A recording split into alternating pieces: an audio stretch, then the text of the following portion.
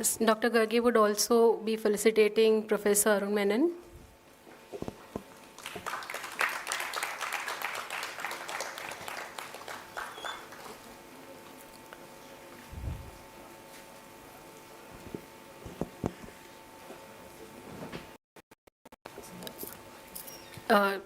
Mr. Arun Malik.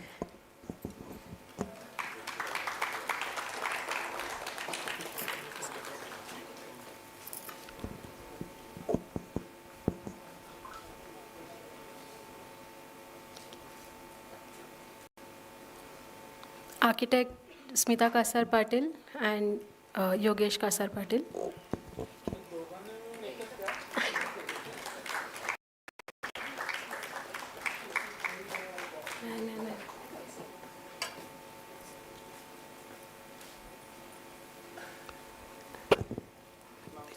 Architect Tejaswini Afre.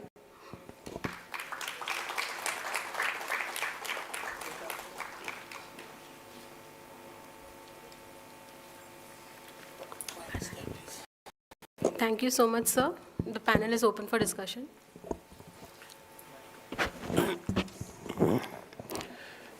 Can we have handheld mics?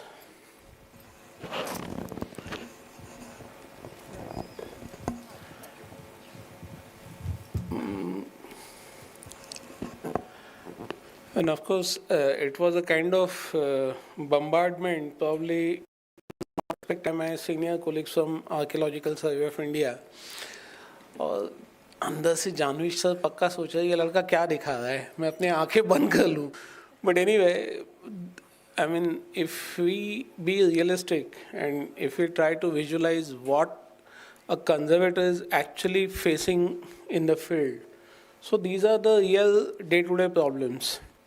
If a monument is not declared as a living monument, and if we have this entire liberty to have our idealistic approach for conservation of monuments, then it's altogether a different ballgame. But there are certain challenges in the field that we need to comply with.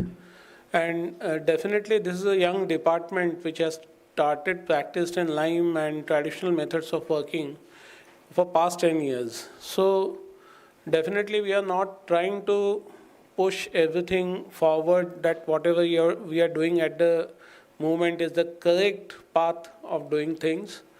So certainly we are looking for rectifications, and I'm happy to announce that Mr. Kulkarni, can you please stand up so that crowd knows you? He is ex-deputy director of our department. And Janvit sir, he is writing conservation manual for our department in Marathi. So definitely we would love to have discussion with you after this. So now panel is open for discussion. I would love to hear your comments, sir, your comments, Menon sir's comment. Or maybe you can also ask question to presenters. Thank you.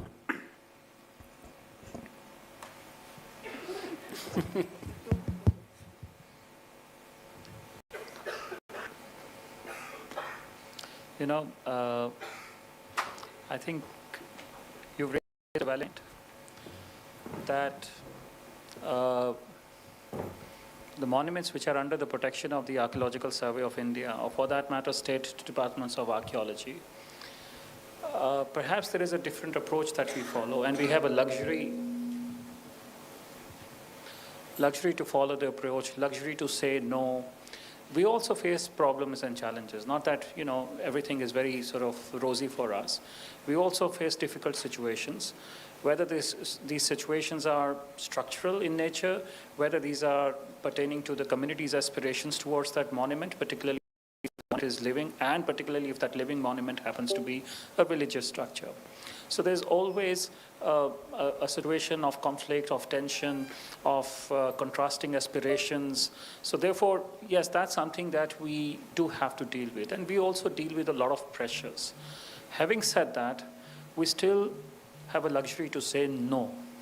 We still have a luxury to draw a line. What is that common minimum acceptable limit beyond which we cannot go?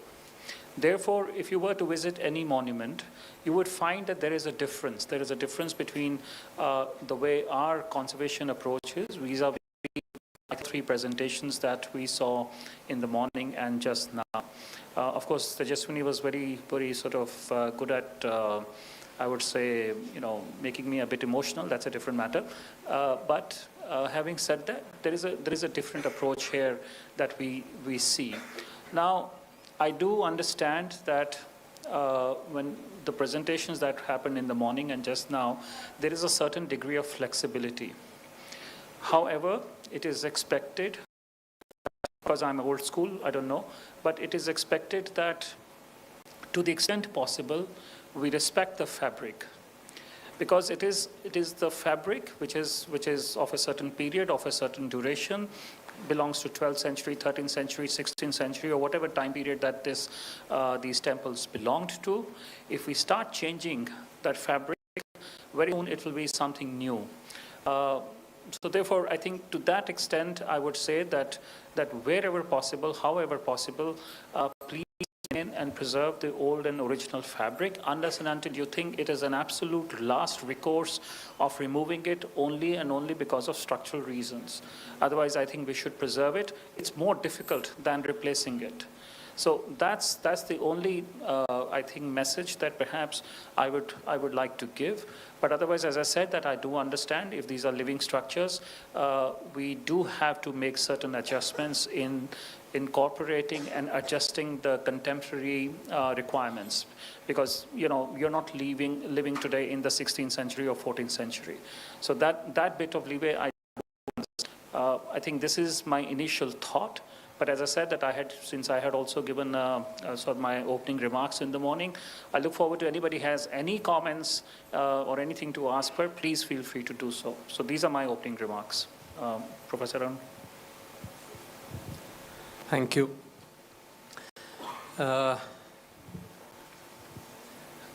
In a large sense, I would also call myself old school. How I tend to understand historical sites and heritage structures. But I would like to touch upon one critical, often contested subject in heritage conservation, built heritage conservation, not so much art or other forms of conservation. And that's the issue of the structural aspects, structural engineering versus the other professions that have a stake in built heritage conservation, which is of archaeology, history, architecture, and many others. And Mr. Janvit Sharma just made a very important observation, which in many situations has been the bone of contention. And the statement that he made is, unless it is warranted structurally, that needs to be changed. That something needs to be replaced with a new material. And the reason I'm talking about this is in the context of the case examples that we saw in the morning. I don't think I have the merit of commenting on any of those because I don't have a background in understanding those sites. But the point I want to make is, when we're talking of structural behavior, when talking of structural condition, we are getting into quantitatives. Okay? So, to a large extent, we're doing that's black and white. We're saying, if I assess a certain strength or a certain quantity, and I have a benchmark, this falls below the benchmark or falls above the benchmark. If it falls below the benchmark, I would say, okay, there's a structural safety issue to it. But if it falls above the benchmark, it's not really a structural safety issue. We should be able to maintain it. Now, that's where the problem is. We do not make reference to benchmarks. We don't make reference to benchmarks. So when we say that testing is done or any type of testing, any type of sampling is done, it's very important to see what's the benchmark we are comparing the condition of the structure, the material, to actually say it's outlived its life versus it can actually be retained. Now, these are very difficult questions even in the subject of structural engineering, material engineering, because one cannot say very clearly how many more years will it continue to serve, or is it actually a knife edge value? Has it crossed that? These are very difficult questions to prove scientifically, but since we adopt a quantitative approach, it starts becoming easy for all professionals to accept that yes, we can start seeing there's a certain condition, you're comparing it to something and it's working or it's not working. And therefore, what we really need is protocols and benchmarking. And in the absence of protocols and benchmarking, I think the structural engineering profession is not doing its duty in this subject. Internationally also, there are guidelines, but there are no codes that will tell you this is the number. If you don't have this number, it does not work. And architect Mridula Mane was in the morning raising a question, and then you said, you called out my name as well, but I didn't want to speak then. The fundamental point I want to make as a continuation of this thing is that there won't be any formula available for such constructions.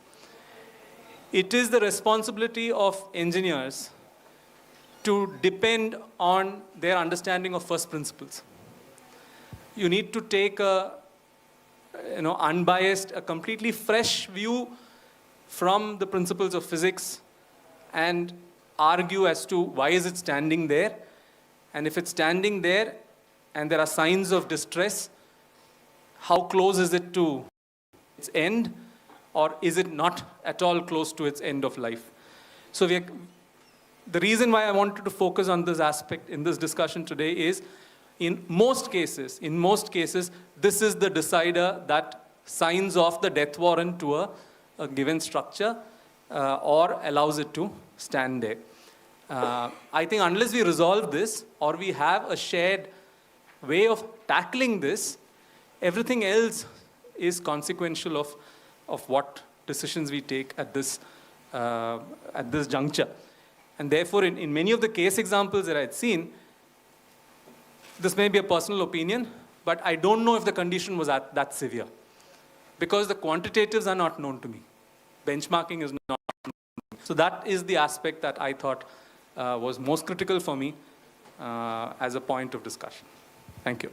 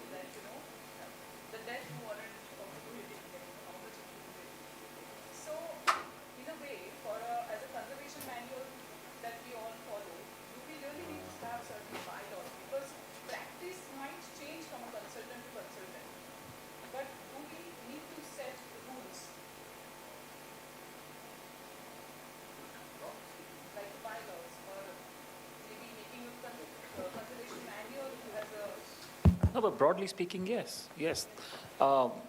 Each case is individual as far as historic buildings are concerned. However, certain broader guidelines are in place. And as I speaking of ASI, we do have a conservation manual, however outdated it might be, but there's still a manual, there's still a policy. So these are broader guidelines. But obviously, when you start applying that from case to case, there will be variations. Now, therein, I think it's also a sort of an intuitive process of how do you understand a situation, and based on your understanding, what is your outcome solution to it? And you're very right, it may vary from person to person. You might have a different way of looking at it, somebody else has a different way of looking at it, but I think there is still some logic behind it. I mean, so it can't be entirely illogical, and not that the two solutions would that the monument will collapse. Of course, that won't happen. So as I said, that broader guidelines are there. In fact, for that matter, we are also in a process of improving our guidelines. I mean, that's something which is a work in progress for us.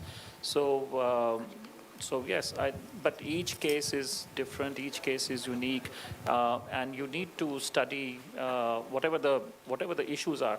And you know that when we start primarily observationally. You're looking at something is missing, something is, there are cracks, and that leads you to understand how grave a situation is, what you do immediately, what kind of studies it may require. It takes a step-by-step approach. So that is how we work.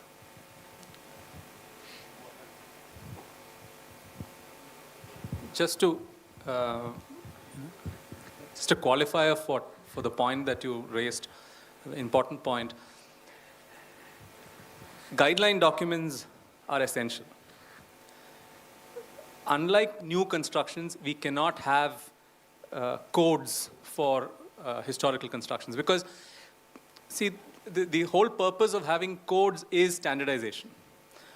And when we want standardization, that's because of scalability issues, scaling issues, okay? Because you're building 2 million houses, you have some basic standards which have to be maintained. Historical monuments cannot be fitted into that category. So it can't be a code, it'll be a guideline document. Now, in that context, I know that in this room, there are 2 or 3 of us who are part of ARSA analysis. This is National Scientific Committee on Analysis and Restoration of Structures of Architectural Heritage, which is a scientific committee of ICOMOS. India also has one, but internationally it's called the ISCARSA. Now, ISCARSA, it's in the last 30, 40 years, 30 years that ISCARSA has actually articulated this. And ISCARSA is a platform where structural engineers, civil architects, and archaeologists really talk about built heritage conservation.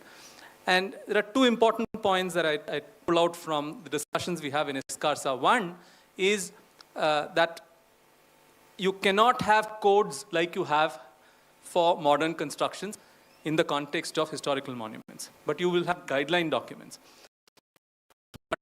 black from white, and the second thing is, you have to take a quantitative approach, but not only a quantitative approach. Because for modern constructions, reinforced concrete, steel constructions, you will take only a quantitative approach. If the ultimate strength of the beam is less than the design strength, it's not acceptable. So you'll go fully quantitative for modern constructions. This document very clearly says, the guideline document of ISCARSA very clearly says, it cannot be only quantitative. Because if it's only quantitative, you can't explain why some of the monuments are actually standing. So it has to be quantitative plus qualitative. So it requires some training of the mind to think in those directions. But I think for me, that's the elephant and we need concerted efforts in our country to address that. Otherwise, without addressing it adequately, we are taking decisions. Thank you.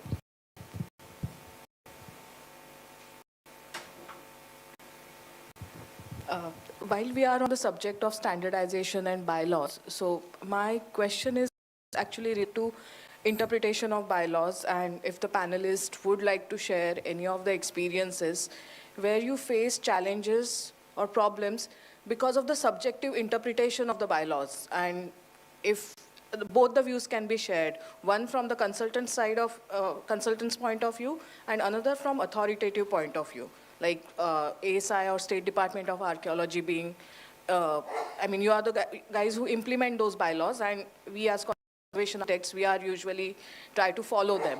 So are there any experiences that you would like to share?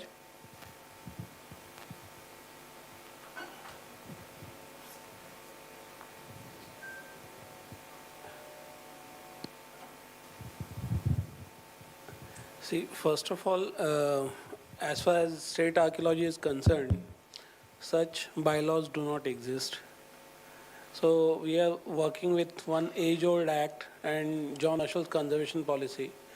That too, there are three philosophical choices: preservation, conservation, and reconstruction.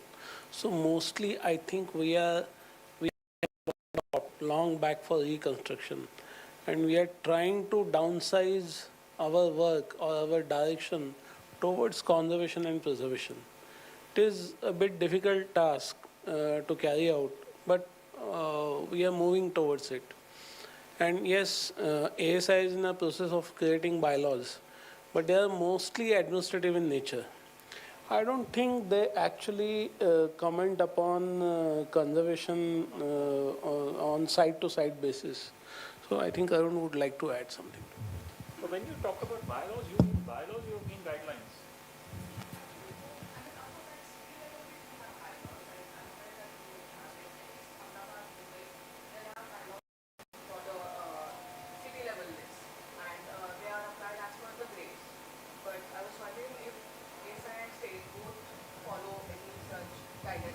Bylaws, there are guidelines, there are policies, and there are protocols. So that is, of course, we follow. We have a certain protocol within the organization as to if the conservation is to be done, how is it to be done.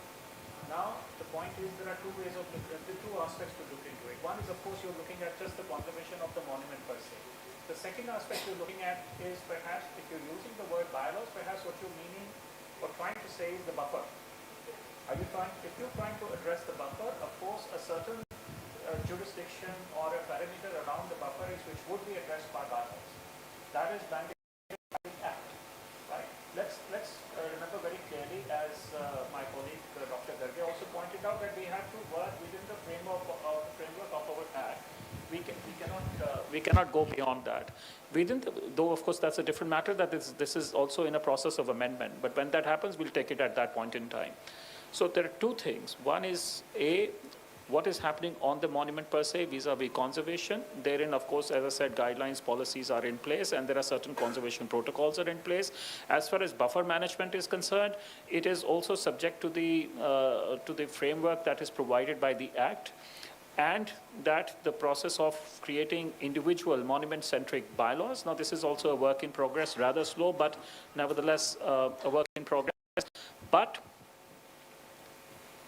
particularly with the World Heritage properties, and whenever we are preparing dossiers, and whenever we are having, we are working with the state governments or other agencies or other stakeholders, therein even we are going beyond that. So if I just give you an example, if I look at the recent case of Maidams in Assam, which we have nominated, now there we are going far beyond 300 meters, and we are including a certain square meterage of area. If you look at Dholavira, therein the buffer of that monument is approximately 40 square kilometers. It's the entire western island, that is what we are looking at. So now that's a different way of addressing, perhaps that is what you're trying to ask, whether there are such guidelines and that is available, in which we work with the state governments and we work with other stakeholders who are there in charge. Usme jaise Dholavira mein to BSF is also there, forest is there, local gram panchayats are there. So we're working with all of them together. So that's what I'm saying, that we have these protocols in place. They may not be idealistic, but they are nevertheless in place. And whenever we are talking about conservation and management of the monument and the buffer, these are applicable, but they are malleable from case to case. I want to add. See, within the ambit of the Act, we have to work. And the Act has been provided with protected monument, regulated and prohibited area. And within this, you may be aware this is Maharashtra MSRDC has given 4 or 5 projects in which ASI was also called for a discussion. There, after due consultation, the core area, that is the protected area, has left. There are developmental works coming up within the regulated area, and very restricted work were allowed in the prohibited area. MSRDC के 3-4 project हैं मेरे ख्याल से महाराष्ट्र के अंदर, और वो काम जो हो रहे हैं हमारे एंशिएंट टेम्पल्स के आसपास, जैसे मार्कंडा एक है, वहाँ पे भी हम लोग इस तरह के काम कर रहे हैं, करवा रहे हैं. सिमिलरली जब बात चली थी कि रिलीजियस टेम्पल्स के बारे में, तो एएसआई के पास में ऐसे मैसिव रिलीजियस टेम्पल्स हैं जहाँ पर we are facing lots of problem community and the people over there, such as Jagannath temple, Dwarkadhish temple, जहाँ पर लाखों लोग visit करते हैं regularly, and there are dual management also. So within this constraints we have to work without affecting the core fabric of the monument, and we have been successful in that.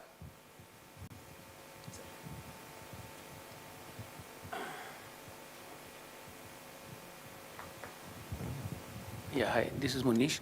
I have just a small comment to make. Like, while it may be good from the institutional point of view, like state archaeology, when you're working with multiple architects and multiple projects, while we are making a DPR, generally the majority of our intention, focus remains on making drawings and doing fabric condition assessment, which is a visual one. Whereas the investigations which are very much required monument are not part of that particular scope of work perhaps, which are taken up later on. So if it is possible to create some kind of a window between creating the tender document and the finalization of works, and window to create investigations which are either entities or even partially destructive ones, like if you have to check the foundations or check small things, and there is some kind of budgetary provisions given to that, I'm sure that when actual work happens, there will be much better approach to the project as compared to finding issues after while working, and then you don't have either the budgetary provisions or it creates a complicated issues on the administrative approvals of items and things like that.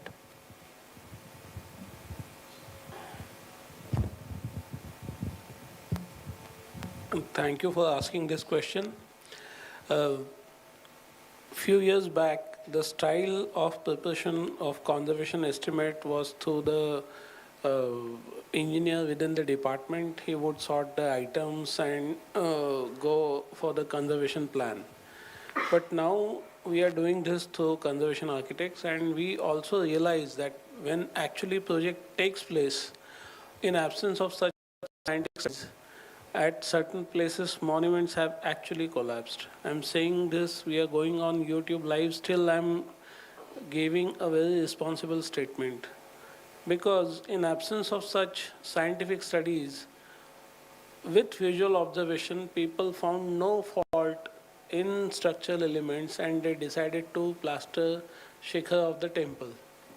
And the whole exercise proved futile. Thereafter, it was a strong wake-up call for us.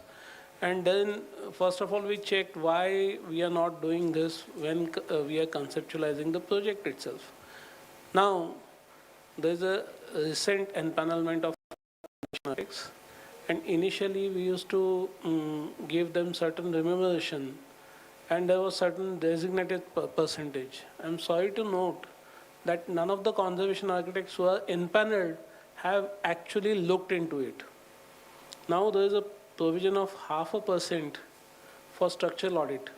Structural audit was simply missing from our estimates. Without doing structural audit, we were doing estimates. So now structural audit is very much part and parcel of it.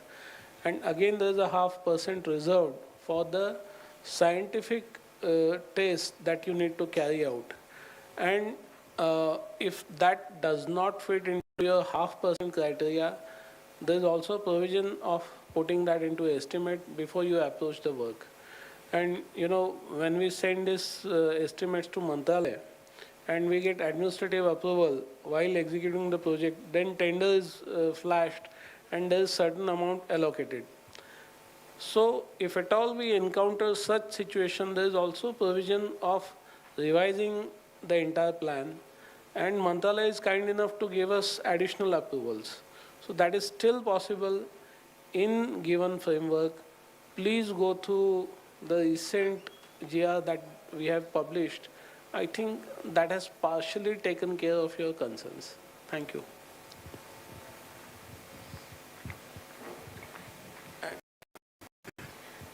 Good evening, dignitaries. Myself, Tejashree. My question comes from my own project experience at Lonard Caves. It's 10 kilometers away from suburban area of Mumbai, which is Kalyan, and where I wasn't able to address the issue of dichotomy related to what is original and what comes from the locals, people, or if we say stakeholders. It was a Khandeshwari Mata temple, and when I visited the site, I could discover that it is belonging to the Satvahana period Buddhist caves. And why it is called as temple, and that to Khandeshwari Mata temple, and it has also a pilgrimage associated with that Devi, because the people, the Lonard villagers, had established that Devi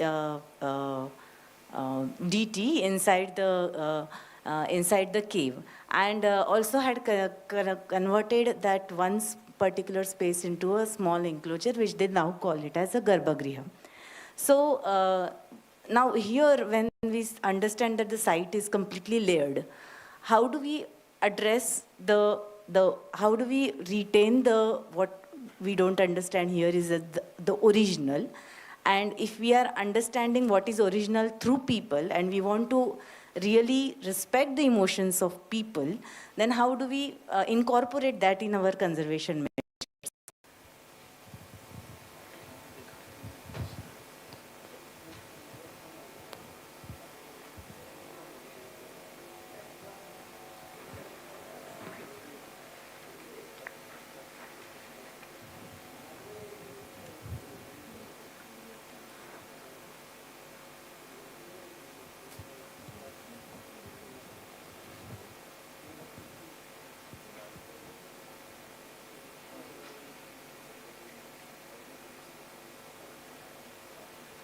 All right. I think even on behalf of ASI, or maybe later on, any of my colleagues from ASI wanted to add to this, they can respond, because in Kerala also facing similar situation. There's a Buddhist rock cut cave, and right in front there's a shrine of Ekvira Mata.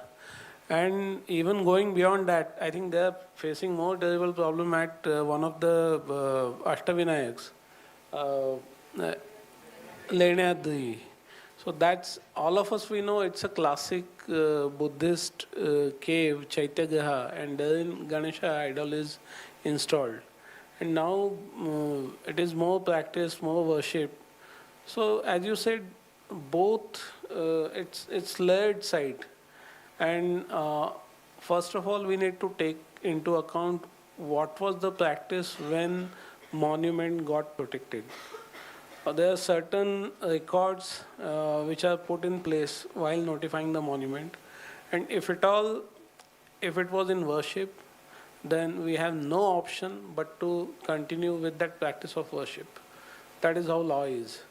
So we are bound to preserve the original fabric and the later practice and whatever physical intervention which has caused because of the later practice, but that later practice did exist while notifying that monument. So we preserve both. And it's practically, it is very challenging, I know that, but that is what we do. This case is a protected monument. It is a protected monument, sir. Okay. State archaeology. But there are similar cases with ASI also. So would you like to add to it, Shubha?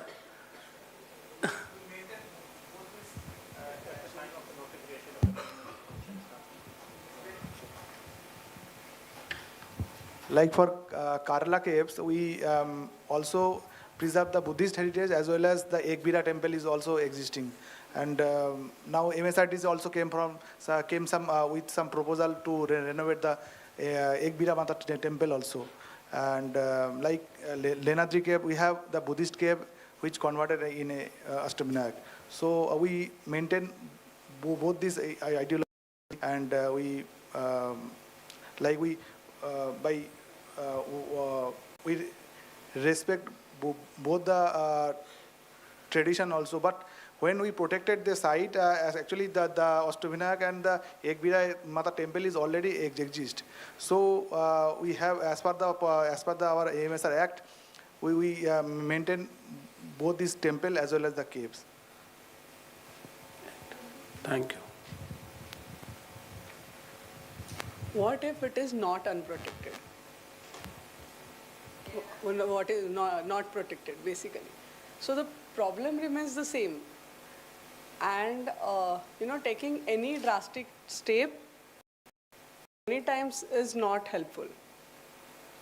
So you have to consult locals, what exactly locals want, and document the cave as much as possible, document the monument as much as possible.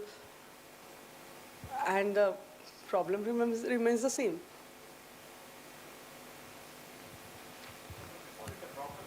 Problem on their side. Well, problem in the sense it depends on the aggressiveness of the people also. Your site is also 50 years, 100 years old. Correct.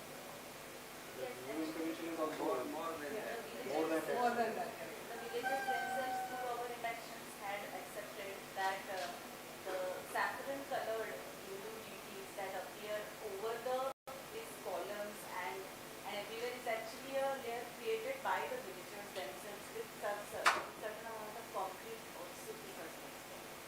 So it's really difficult to convince them that we need to scrape it out if we want to understand what is original and we want to stay the original. No, if there is some practice which is causing damage to fabric, then of course we need to convince them through the process of dialogue, by taking some camps. And it's a slow process. All of a sudden you can't jump and bombard them, you can't do this. But they get eventually. We have seen it took us 6 to 7 years to convince the trustees of the managers of the devasthanas to do this. So it's just matter of patience. That's all. Sir, I would like to add one point. Myself, Amol, I'm assistant professor geography from Bangalore. Last week at Karla temple, Ekbira temple. I found I can connect this point with the Buddhist era or Satvana or Saka, and my point is that to protect all these monuments from foreign invaders.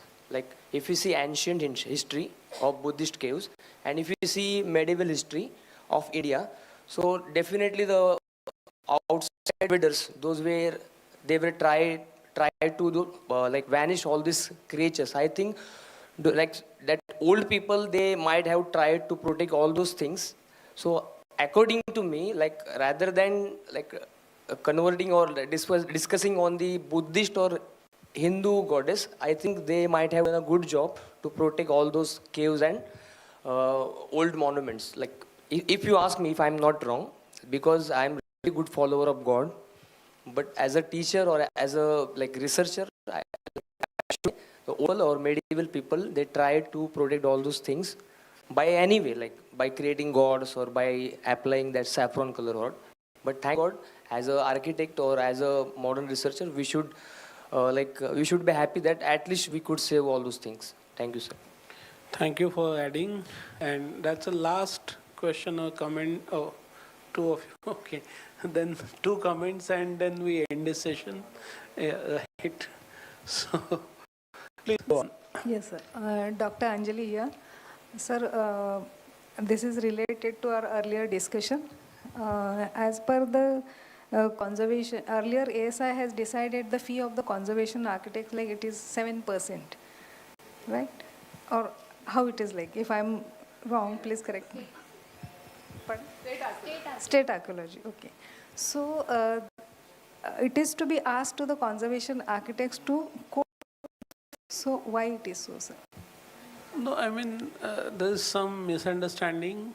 Earlier, there was a government resolution for 7.5% fixed remuneration, which was passed, cross-checked by Architectural Council of India, and then there was a difference in the policy, and the entire panel got scrapped, and then government asked us to do competitive financial competition among the architects.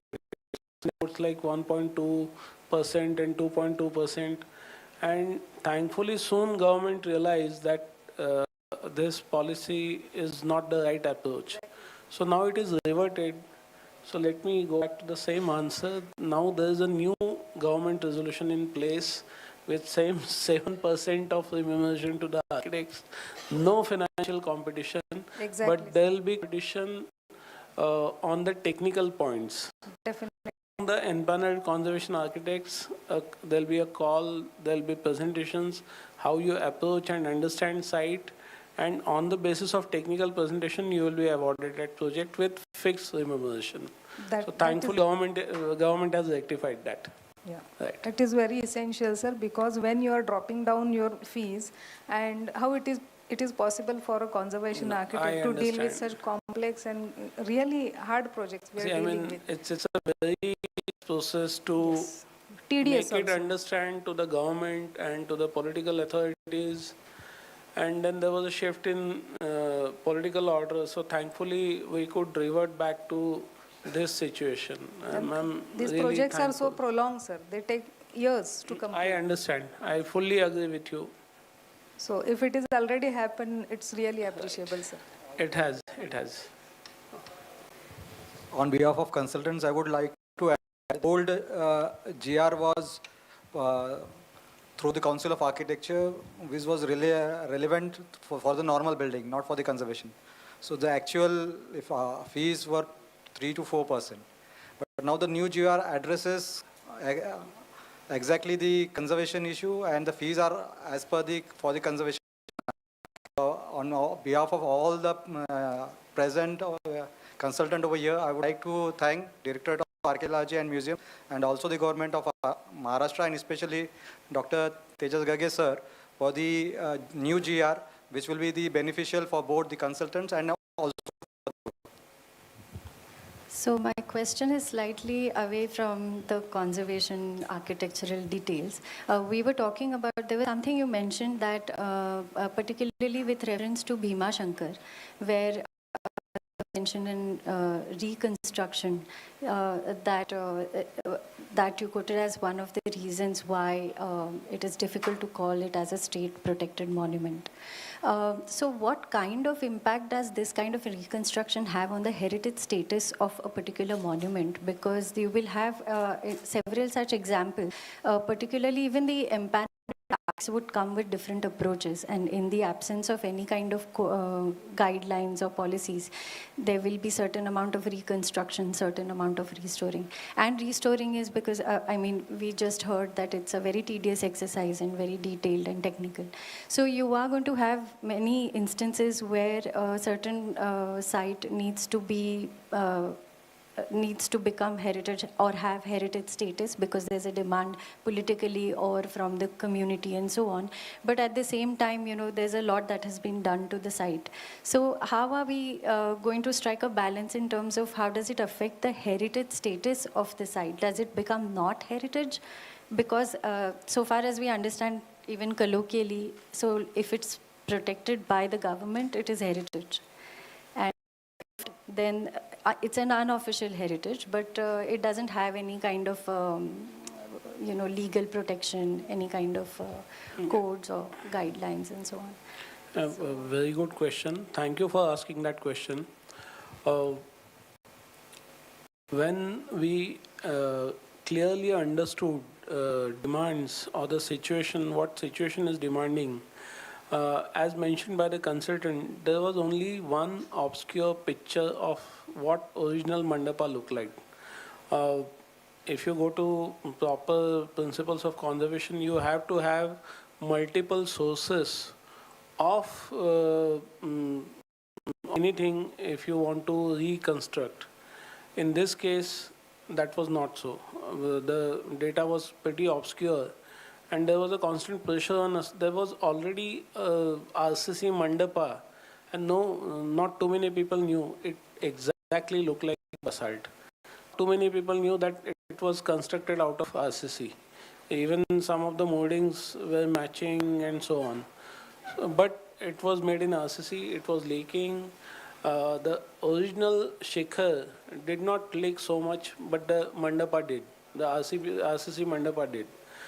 So it was kind of a compromise. Initially, we had our standard approach of conserving the monument and creating this mandap in temporary material, which is totally removable.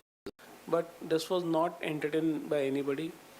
We were clearly told, we don't want your act, we don't want your department. Then they tried other alternatives. When it failed, then again it came to us.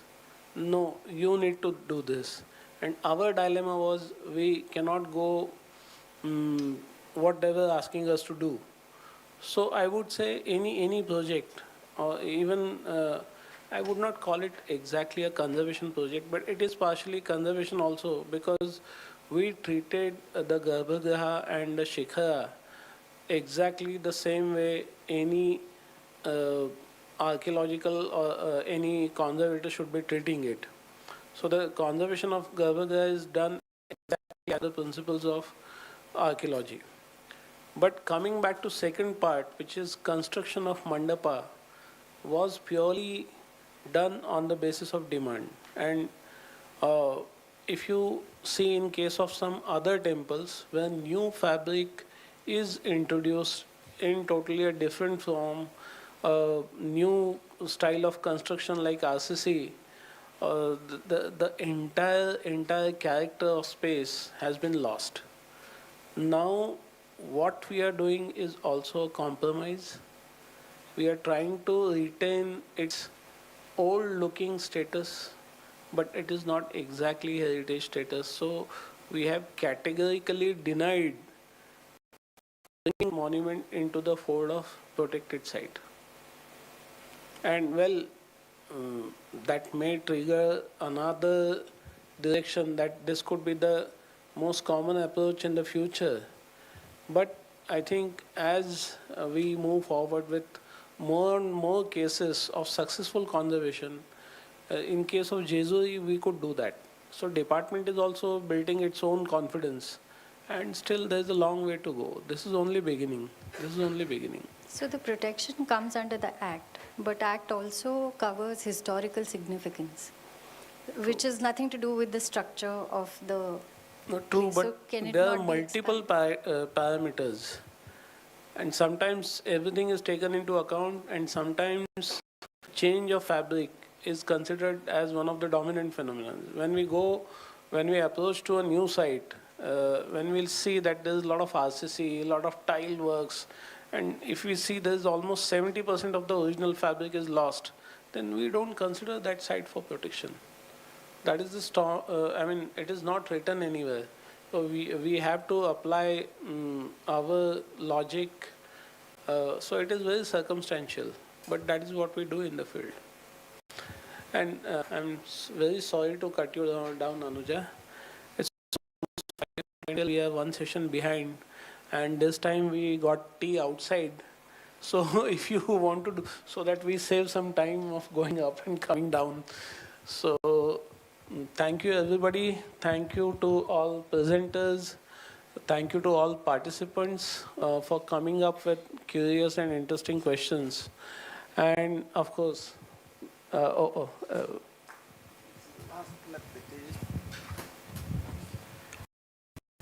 I would like to say something to all conservation architects and engineers and archaeologists. Our approach for the conservation of a monument should be a monument-centric. not the people-centric or any other thing. If at all anything has to be done, it has to be done in the favor of the monument to save the monument. Thank you. But what about for living temples? Living temple is a very, sir has asked rightly the question to me because I had been working in and looking after the conservation work at Jagannath Temple Puri, and it is a very tough situation. Yeah, we still, yeah. So we are sometimes not successful. Lot of discussions, lot of consultation with the locals, pujaris, local administrators has to be done, and we will have to convince them what is conservation and what is the need for the monument. It takes time, but it is good efforts always pay off. Thank you. Thank you. Please join us.